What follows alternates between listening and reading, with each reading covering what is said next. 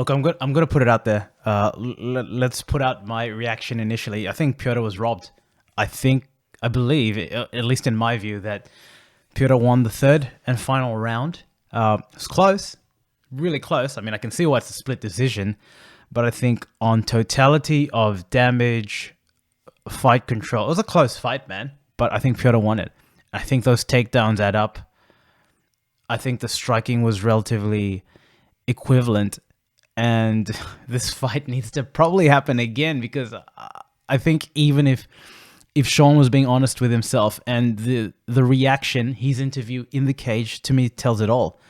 I think he was shocked that he won. I mean, he knew this was the most adversity that he'd faced, and I think he knew that in deep down he probably lost this one.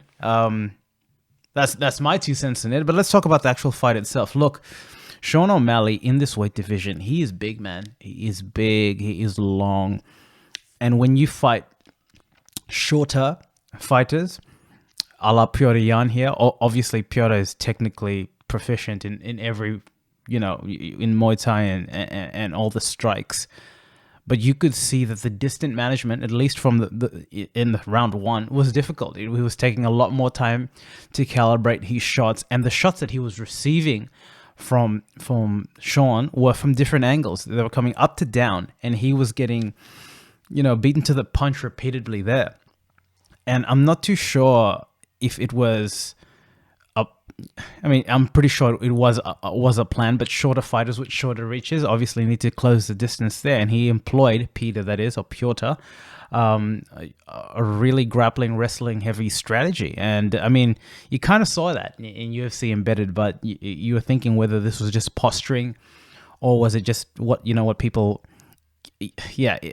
Look, he came out with a wrestling heavy sort of focus, and he was able to integrate it back and forth, and had a lot of takedown attempts for Sean. And to Sean O Malley's credit, I mean, he's a slippery guy, right? A lot of Granby rolls, just a lot of back and forth sort of action. And look, first round to me was Sean's. Like O'Malley was touching him, getting better of the exchanges. Second was definitely Petr. We come down to the third round, and I think just the viscosity of some of the takedowns that Petr was doing, to me, at least optically, added up. I get that he may have been bleeding more. Look, it was a tough fight to score. Tough fight to score. Really entertaining. Really good to see. I mean, regardless of what you think, Sean O'Malley deserves to be in the top echelon in terms of the conversation, and he's definitely. I mean, you can't look at that fight and say otherwise. At least for that particular optic or that particular conversation point. Did he win that fight? I don't think so. Like he will definitely think so, and a lot of other people will as well. Tough fight to score.